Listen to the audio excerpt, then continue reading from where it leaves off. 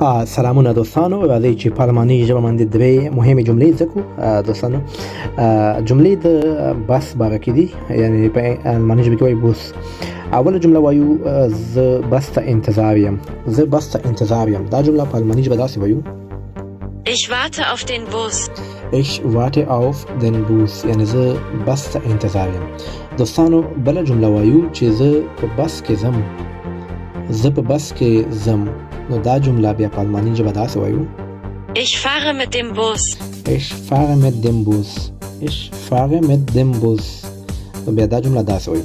او دوستانو، یو بله جمله هم زده کوو. کله چې موږ چاته وایو موږ تاسو سره مرسته کوو، موږ تاسو سره مرسته کوو، نو دا جمله په الماني ژبه داسې وایو: Wir helfen Ihnen. Wir helfen Ihnen. Wir موږ helfen مرسته، Ihnen مطلب تاسو. Wir helfen Ihnen.